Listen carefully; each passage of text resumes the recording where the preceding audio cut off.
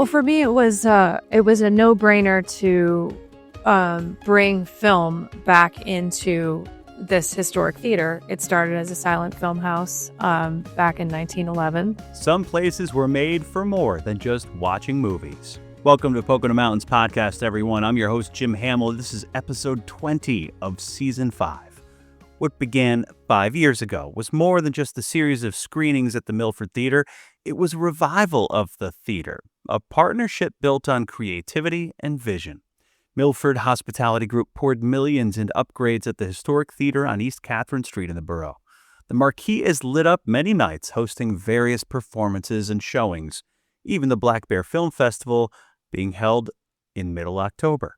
Deanna sat down with the folks at the Milford Theater recently for a segment on the upcoming September Pocono Mountains magazine. More on that in just a bit. The Poconos is a year-round destination for millions, with 2,400 square miles of mountains, forests, lakes, and rivers. With historic downtowns and iconic family resorts, it's the perfect getaway. You can always find out more at PoconoMountains.com or watch PTN, the Pocono Television Network, streaming live 24/7. Now, back to the episode.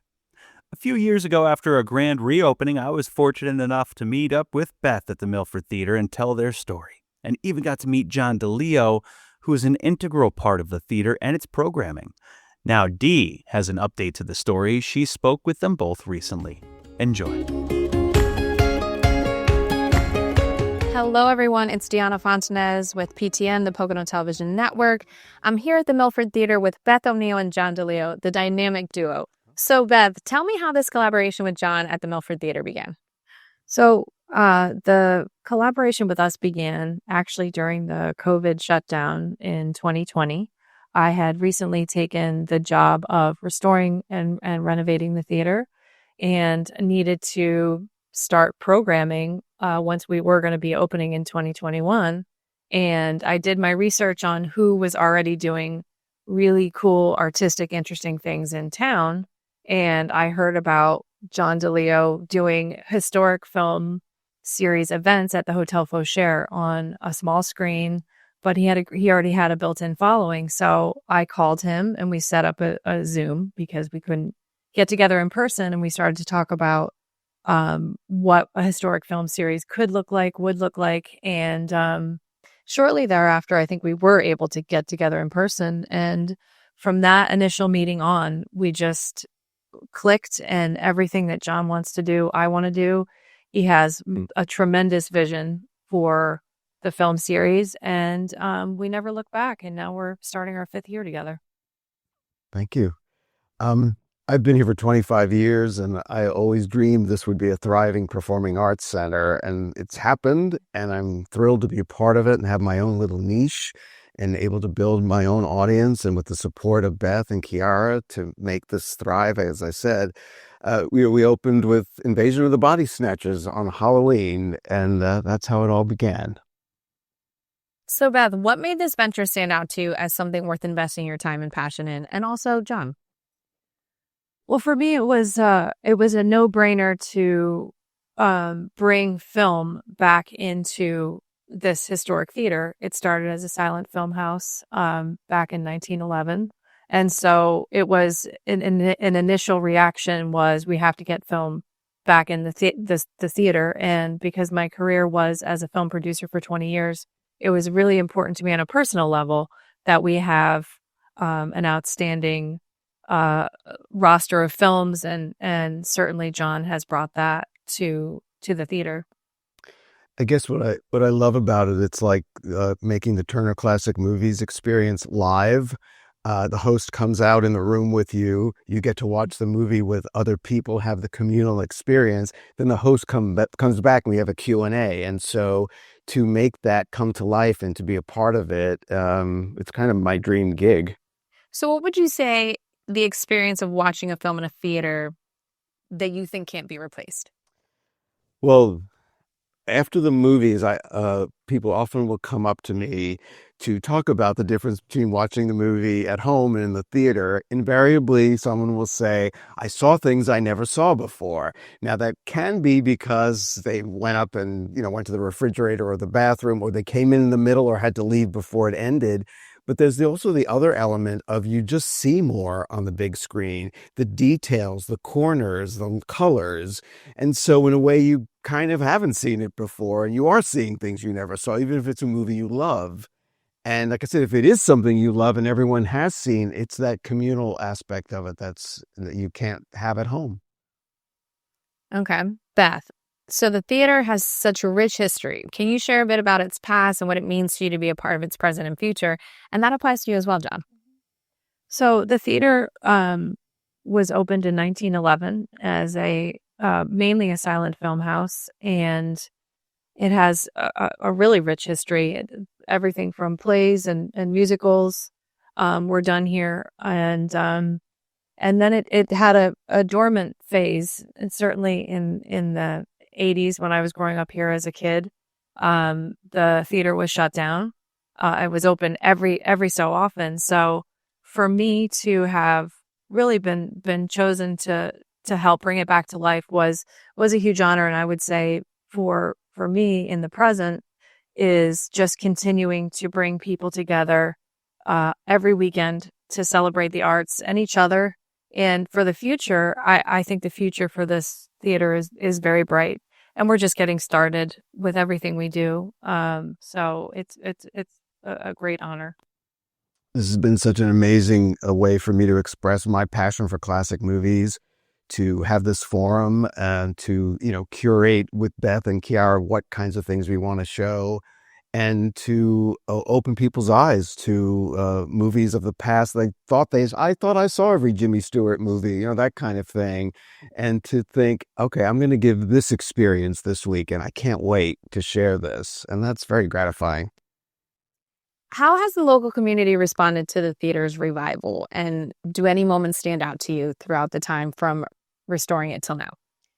I mean, I know that the community, the entire Milford community, is extremely grateful to have the theater, whether they're coming here for family events with their kids or a rock concert or the historic film series on Sundays. It is extremely gratifying to know that people can go on our website and see what we're doing, every weekend. And they absolutely love it. And we've grown tremendously. Our audience has grown. And the artistic community has grown. So that, so we know that we're doing our job when people leave here happy. It's very gratifying when you're somewhere else and you're stopped by a stranger.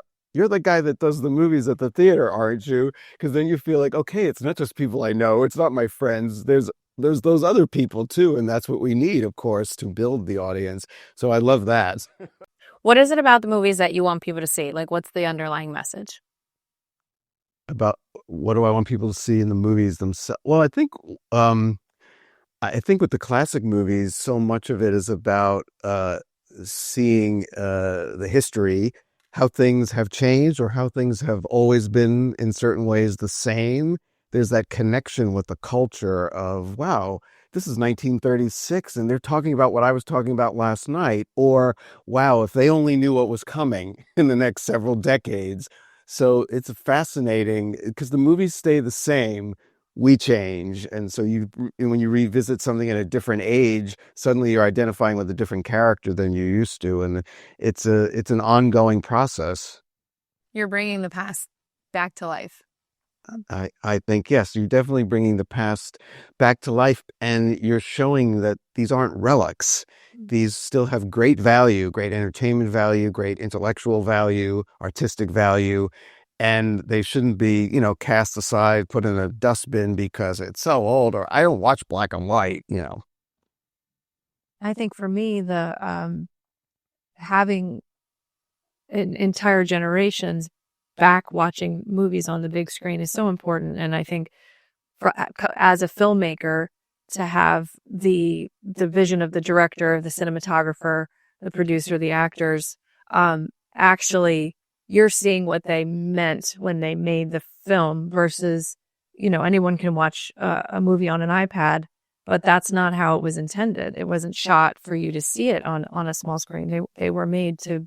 So it's a real, for me, it pays homage to a career as a producer, honoring the work of everybody that it takes to make a film. and it's in the hundreds of people to get a film made. So it's really, I think it's such an important way for people to continue to watch movies. It can be so exciting when it's a particularly old movie. I remember showing King Kong, which was from 1933, and it's telling the audience before it starts something along the lines of, okay, you're sitting there, it's the height of the Depression, you've just come in and you're about to see something, you know it's going to be exciting, but you have no idea what it really is going to be because no one has seen it yet. And how you can, sitting here with the movie on the big screen, connect to that feeling of that being new and still holding up, you know. From day one with the events that you guys have had and your Sunday series, how do you feel it's evolved? Well, gosh, well, for sure the series from day one to now. I mean, I think what it is really amazing is that John continues to bring in new people and grow his audience and give people a magical Sunday afternoon experience continuously over and over again. So, and he never fails to make it exciting or interesting, even if it is showing a film again. He finds something new, and I know his audience absolutely appreciates the work that he puts into it. Thank you. One thing that has changed since it's now the fifth season is that what is my definition of a classic movie or an old movie? I mean, I'm 64 years old, so I think of movies from the 70s and 80s as, oh, that just came out. I just saw that. But how I've expanded the definition. So we've shown some 80s movies, 70s movies. We showed The Birdcage recently. And so, yeah, the 20th century, anything in the 20th century qualifies now for that whole genre, whatever you want to call it, old movies or classic movies, because they're getting up there. Yeah. We're just about to show the 50th anniversary screening of Jaws. So that's a classic film. I was in high school. I was going to ask, how do you select the films that are screened here? Is there like a certain vibe you look for, or how do you curate like your choices? I guess I try to select movies I like. I don't want to go up there and be a liar and pretend I like something and just show it because I knew it was popular. So it's obviously easier to share your passion for something if it's genuine. So I've been very lucky, and you never run out of movies that you love. It's endless, really. And I think it's about variety. If you show a 30s drama, you want to show a 50s musical or a 60s action. And so it's not like, oh, it's the same old thing, because you think certain people like certain things. We have a core group that comes out for a Western. Anytime we show a Western, we get a gang. And there'll be other people who say, I don't do Western. So you have to always have that in mind, that everyone has to be sort of thought about when you're programming different decades. Like I said, we've been very lucky with our Alfred Hitchcock series, which has been every January, because that kind of hits all bases. Everyone pretty much loves a Hitchcock thriller. And so that's been ongoing because people like it. Okay. Looking back at the last 5 years of your partnership, is there a specific moment or screening that you guys felt like this is exactly why we're doing this? For me, definitely the first time we showed It's a Wonderful Life, and the place was absolutely filled, and I don't think there was a dry eye in the theater. It was really, it was remarkable the way film can bring people together, and for me that was a pretty special one. Yes, I think showing It's a Wonderful Life, which is essentially a movie you assume 98% of the audience has seen before. So they're choosing to come out to see it on a big screen and to see it with other people who love the movie. And when a lot of them come out, you're right, it's not like being at home and flipping it on. Oh, look, It's a Wonderful Life is on. Oh, what part is it up to? And so even though we've had repeated showings of it, it's always just as popular. So people, obviously, it's not like I just want to see it on the big screen once and I'm good. So I think, yeah, when a movie attracts sometimes more people than I'm expecting, it's kind of a high, like what did it? We did a 75th anniversary showing of Sunset Boulevard earlier in March. And that was super popular, and it was thrilling. It was great. And again, a lot of people had seen it before, but never on the big screen. And so those moments, and of course, during the Q&A sessions, that can be very gratifying, because it always starts quietly, like nobody has a question, then one person has a question, and then it lasts 20 minutes of people, oh, well, if they can ask, then and so it really gets going, and that's great too. So it seems like you don't only show films, you're trying to create experiences for your guests.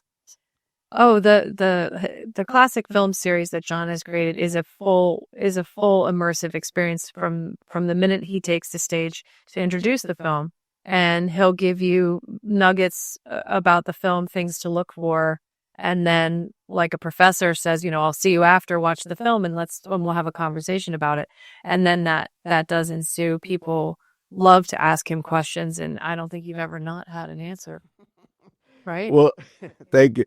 Well, you try to make it special, right, in the band, because someone can say, I can see this movie on Turner Classics or AM, whatever, somewhere.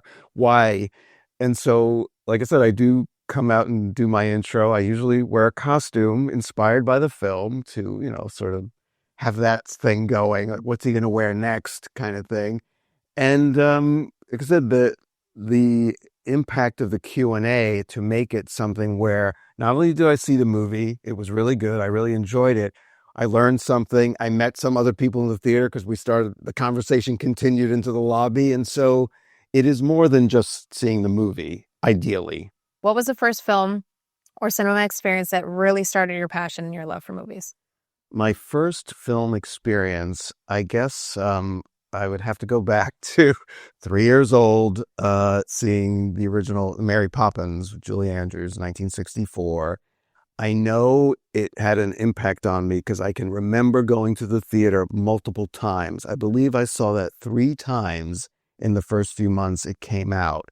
And I have a nice little collection of movie memorabilia. And the first thing I ever collected that I still have is my Mary Poppins spoon with the Walt Disney logo at the tip. And so that had a huge impact on me. The magic of course, it was a fantasy as well. But the magic of that, I think, was the one that started it. The Milford Theater, you can learn more at PoconoMountains.com. Thanks for listening to Pocono Mountains Podcast. We'll have a new episode each week highlighting lots of the fun things you can experience while you're visiting the Poconos. Subscribe and leave a review and/or comment on whatever platform you listen. Pocono Television Network is everywhere you are, including broadcast, cable, and streaming. For a full list, go to PoconoTelevision.com, including WDPN 2.8 in Philly and Wilmington, and WLZH 18.6 in Harrisburg, Lancaster, York. Blue Ridge Cable Channel 734 in the Poconos, as well as other PA locations. Service Electric throughout NEPA, LHTC Broadband, Astound TV, and adding more cable systems all the time. Download the PTN app on Roku, Fire TV, Apple TV, Android, Google, and smart TVs too, where you can watch PTN, the Pocono Television Network, anytime at PoconoTelevision.com. We're back. Thanks for listening to Pocono Mountains Podcast. I'm Jim Hamill. Now for a Pocono Mountains Podcast Extra. When you're in Milford and looking for something to do, we've caught up with Steven Rosado about Forest Hall Studios, a gallery upstairs in that historic downtown Milford bluestone beauty, and Milford Wine and Cheese on the first floor. Here's a listen back to that story. Enjoy. Hey there, it's Jim Hamill in historic downtown Milford, and this place has so many different spots for you to check out, but especially this historic property, Forest Hall. It's got so much history and a lot of cool shops, but we want to show you the focal point in just a moment, an art gallery. Come on, check it out.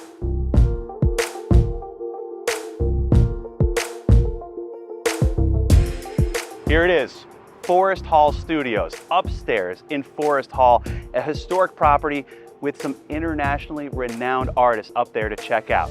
And it's all a part of Milford Hospitality Group's big plan to bring a lot of people here to appreciate art and culture. Come on, check it out.